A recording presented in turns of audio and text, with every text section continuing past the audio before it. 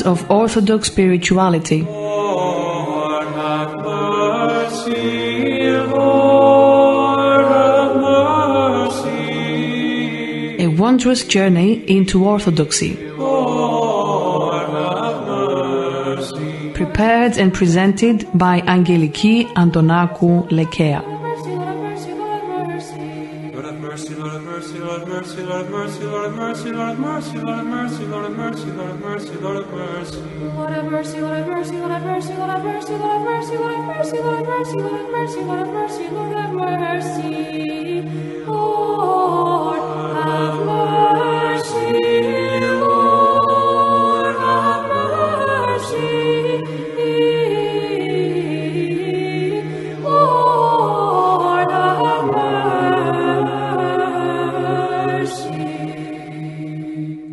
Hello, dear listeners. We are continuing to read from the book Spiritual Struggle, the third volume in the series Spiritual Counsels by Saint Paisios. Chapter 3, Observing and Knowing Ourselves, the study of ourselves. In the army, in the signals, we had a network of observers and a code to recognize the various frequencies. We would listen and understand which station was ours and which one was foreign, because sometimes foreign stations intervened. This is how we, too, must observe our thoughts and actions to see if they agree with the commandments of the Gospel, to perceive our faults, and to struggle to correct them. For if we allow our faults to pass undetected, or if another person points out our faults and we do not take time to reflect on them and take action, we will not be able to make any spiritual progress. The study of ourselves is the most beneficial of all studies. One may study many books, but if he doesn't also study and observe his own inner self, then all that he has learned from books will go to waste. On the contrary, if one observes his self even a little bit, he will benefit a lot. That's when one's behavior becomes refined in all of its expressions. Otherwise, one can make serious mistakes that he may not be aware of. I see it at my Kalivi. They see me carrying logs from one side of the yard to the other for them to sit on. But when they get up to leave, they don't even think about who's going to put them back. The elder at his Kalivi in Panaguda would receive his visitors except for the winter months in the yard, where he used logs for seats, which had to be carried from one place to the other as needed. Or they see that I'm bringing a log and there are still not enough for everyone to sit on, and they wait for me to bring some more. If they just thought a little, they'd say, "Well, there's 5 or 6 of us.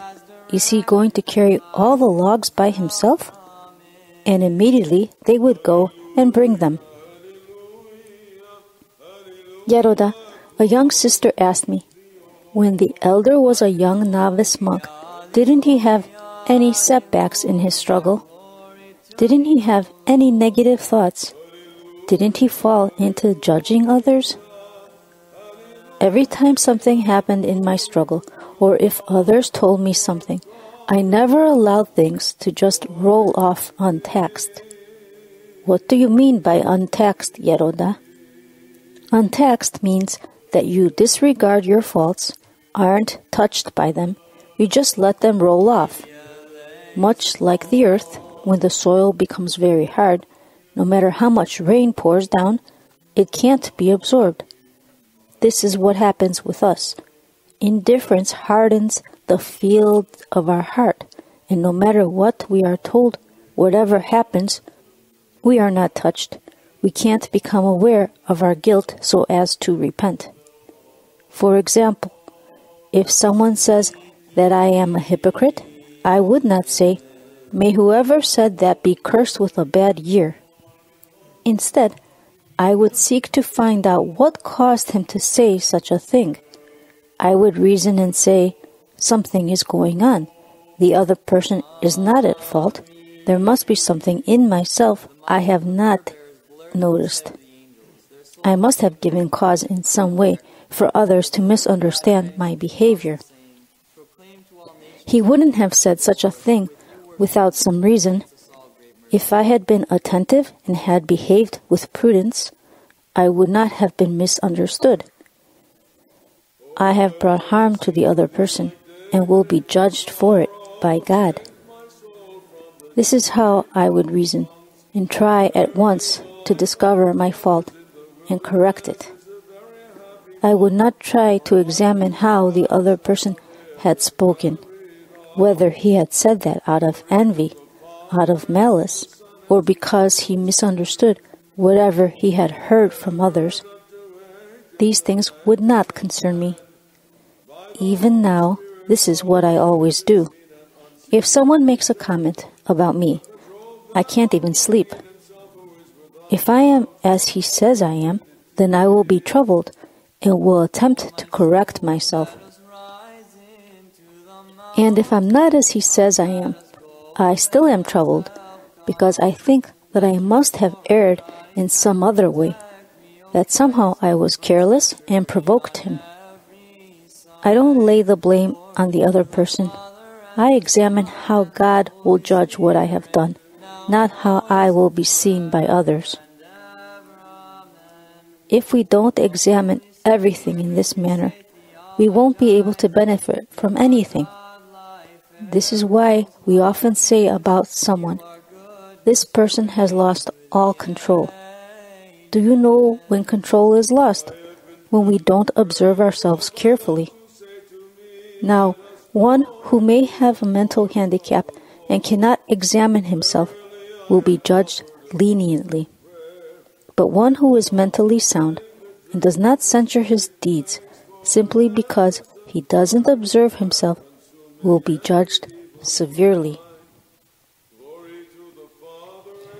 The experience gained from our falls. When you examine yourselves, it is very helpful sometimes to follow your life from the beginning, from childhood, to see where you were, where you are at, and where you should be. If you do not compare the past with the present, you do not understand that you might be in a rather good spiritual state, but at the same time, you're not where you should be, and therefore you grieve God. When someone is young and is not in a very good spiritual state, he may be somewhat justified in his poor state of soul. But when he has matured in years and still remains in the same condition or has made only a little progress, then he cannot be justified. As the years pass, man matures spiritually, and if he makes good use of past experiences, he progresses more steadily and more humbly. Often even the ups and downs in our struggle help us achieve a positive and steady spiritual march upwards. When a small child begins to walk, he will certainly fall down the stairs a few times, bump his head on the handrail, or fall from the chair he has climbed upon. The child doesn't yet understand that if he climbs on a chair and steps on its edge, it will tip over. But as he grows, he acquires experience. He matures and begins to be careful. He begins to reason, the last time I climbed on the chair, I stepped on its edge. It tipped over. I'm not going to do that now. It's the same in our struggle. When we observe and use everything for our benefit, we acquire experience, and if we use this experience, we can be greatly edified. I remember that at our home in Konitsa, we had 6 horses, young and old. One day, when I was leading them over a small bridge made out of tree trunks and boards, a rotted trunk gave way, and the leg of the youngest horse, which was only 4 years old, was caught between the boards. Ever after, even though I had repaired and enlarged the little bridge with strong boards, the young horse would halt and shake its head back and forth, or would break loose from its reins and run away, or it would gallop and jump. Now, if even a young horse of 4 years can make use of its experience to avoid making the same mistake twice, think how much more a human being should be able to take advantage of his falls and learn from them. Let us locate and strike at the enemy. Yaroda, I have not loved humility, self-sacrifice, or the acceptance of injustice. It isn't exactly as you say. I don't worry about you because I see in you the presence of good disquiet, of good restlessness. Soon you will be delivered from your passions because you have already begun to catch yourself. This striving for self-awareness helps more than any other aspect of the spiritual struggle. Whoever catches himself discards the old self and enters onto the right spiritual path. The old man, our old self, steals whatever the new self achieves. If we learn to catch our old self, we will catch all the thieves who want to steal whatever our benevolent God provides for us, and thus we keep our spiritual wealth safe. Yaroda, does it help me to grieve much for a mistake I have made, such as speaking badly to a sister? Yes, it helps, but be careful not to go overboard. Have some grief, but rejoice as well for the opportunity provided for you to see your illness and heal it. Reason this way. I must have had some passion inside of me to cause me to speak badly and behave this way, and God provided the opportunity for it to emerge so I could see it and correct it. Of course, you will ask forgiveness from the sister. Falls like that help you become aware of yourself. Everything comes to the surface, and gradually good work is done on ourselves. You see, even doctors give patients certain substances which will heighten the symptoms of an illness and help them make a better diagnosis. They may, for example, prescribe a dose of sugar and do a blood test to observe how the sugar level is affected in the blood. In the spiritual struggle, we need to recognize the weak traits of our character, our failings and defects, and then to attempt to strike against them. Even in warfare, when we do reconnaissance and locate the points where the enemy is or where he might strike from, we remain vigilantly attentive to that area. For when you know exactly where the enemy is, you can then move with certainty. You spread out the map and say, "The enemy is here and here. We must move fast to take this and that position. We will request reinforcements from here, and we will need these weapons there." In other words, you are able to set a plan of action in motion. But in order to discover where the enemy is, you need to be uneasy. You must search. You can't be asleep. Yaroda, is it better for one to discover his failings on his own, or to be told by others? A person should search within and discover his failings and defects on his own. But especially when others point them out, he shouldn't react badly, but rather accept it gladly and be grateful. One may believe that he sees and knows himself well, but he may be seeing himself as he would like to be, and not as he really is. Yaroda, can others see myself better than I do? One can, if he wants to, see himself better on his own. That is, he can better locate some reaction of his, some fault, and so on, and then discover the cause, while another person will only draw conclusions about us based on his assumptions. Yeroda, is it possible for one to attempt to see himself as he really is and yet be unable to do so? Yes, if his attempt to do so contains pride, he will not be able to see the real self. Let us mirror ourselves in others. A person can see himself better when he mirrors himself in others. God has granted each and every one of us the virtue or gift that we each need for our particular progress, regardless whether it is actually used or not. If the gift is used, one can achieve perfection. The failings and defects also are ours. Whether we acquire them from our own neglect or inherit them from our parents, each one of us must undertake the necessary struggle to be released from them. Until we uproot our defects, we should mirror ourselves in the defects of others and examine where we stand. For other people are a mirror in which we see ourselves. For example, if we see a certain failing in another person, we should immediately say, "Let me see, could I possibly have this same defect also?"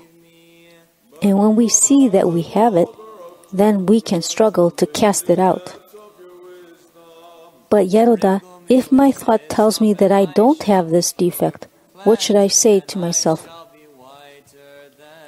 You should say, "I have other more serious defects. This failing is very small compared to my own." For even if your failings and defects are sometimes smaller, you may bear greater responsibility for them. By examining ourselves in this manner, we can see that we have greater defects than the next person. Then we can also take notice of the virtues of others. Let me see, do I have this virtue? No, I don't. Look at how far I still am from where I should be. One who works this way stands to benefit from all things, changes for the better, and achieves perfection. Such a person benefits from the saints, from those who struggle, even from worldly people. On seeing a worldly person who is selfless and sacrifices himself, one can be motivated to say, "Do I have such philotimo? No, I don't, and I'm supposed to be a spiritual person." And so he tries to imitate even the worldly person in whatever good he sees in him. Each one of us has a great deal of spiritual work to do. Our benevolent God wisely provides everything for our good. He who knows himself well has humility. Yeroda, I usually recognize pride only after I've already fallen into some error. The goal is to recognize pride before you fall. When someone tells you that you have done something well, do not feel satisfaction. Discount it. Don't let any praise stick to you. What will help me in this? Knowing yourself. If a person has self-knowledge, the work is done. Then any praise received is like a foreign body. It doesn't stick to him. For example, when one knows he is a gypsy, no thought of being a king will be able to stick to him. And you, if you imagine yourself to be a princess, certainly will have a screw loose. Would it help me if I'm prepared in advance to reject all praise? This, of course, should be the case, but sometimes you're ready and sometimes you're not. The goal is to know yourself. If you do not know your old self, then you don't humble yourself and you can't split your personal atom in order to enter into the spiritual orbit, so you simply remain static. stuck on your worldly merry-go-round. Yeroda, is it possible to misread myself? We are not talking about misreading oneself. One who knows himself well has humility, and when a person humbles himself, the grace of God will surely come.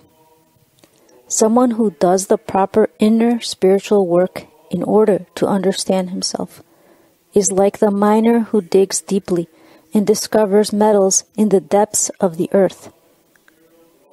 The deeper one probes in discovering and learning himself, the more he feels unworthy and becomes humble. But the hand of God constantly lifts him, and when one finally comes to know himself, his humility will be permanent. That's when the grace of God is integrally secured and one is not vulnerable to pride.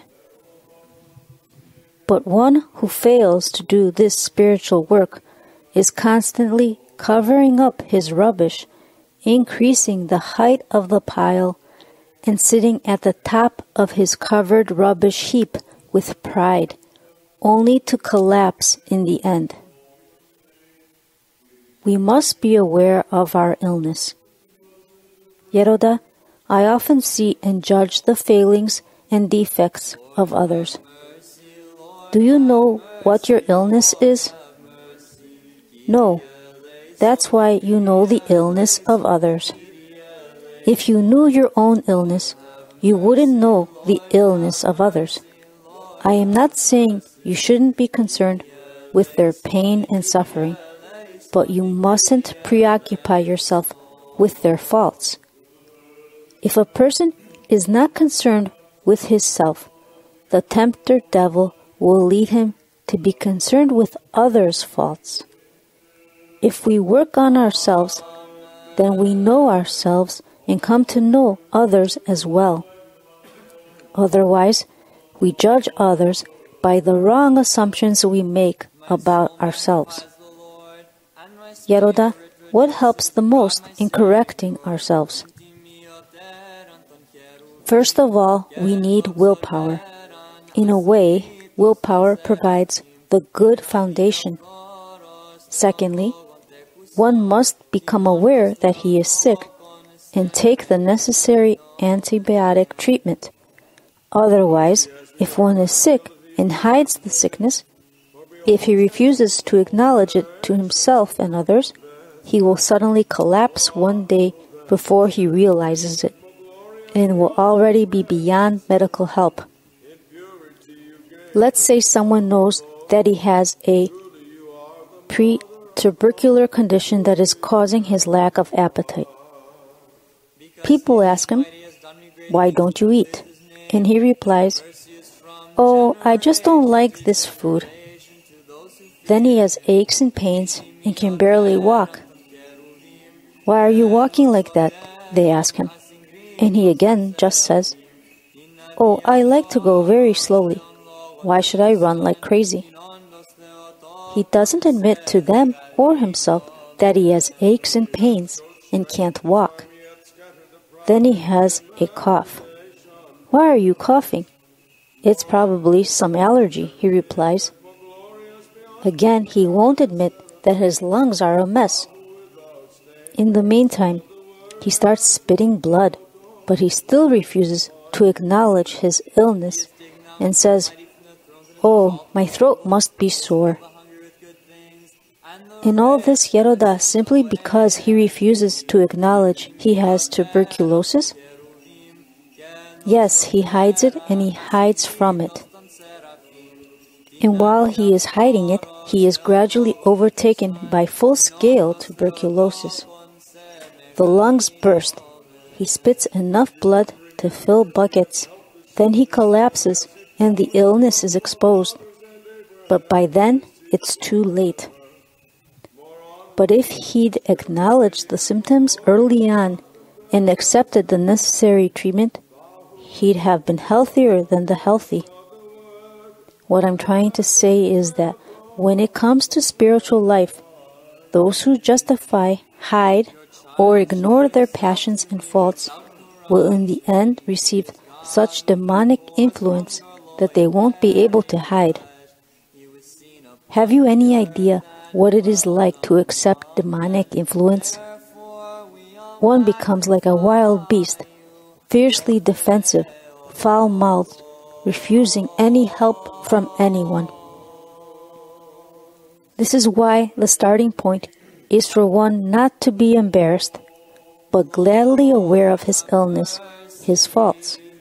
From that point, he must accept the necessary treatment, the appropriate medicines, and be grateful to his physicians, the spiritual father or the elder, and not resist them. Look at how someone who's ill stretches out his arm to be given a blood transfusion. He's poked with a needle. It hurts, but he accepts the pain for the sake of his health. Or having an operation, we know how painful it is, and yet we endure it for the sake of our health. Yeroda, when I know that a very strict remark will help me, why is it that I do not accept it gladly? Look, you may not be willing to accept it gladly, but do you at least realize that this is not right? Yes, I do. Well then, if you realize it, that's something. You see, a person who is ill takes a pill that may be bitter as poison, but he accepts it better than candy, simply because he understands that it will help him. If we don't accept the bitter medicine, we can't expect to be cured. To be strengthened by Christ, one must recognize his weakness and take the medicine. Dear listeners, our time is up. Thank you for listening. We will continue once again where we left off in our next show. Until then, be well. Glory to your arising. Lord, have mercy, Lord, have mercy,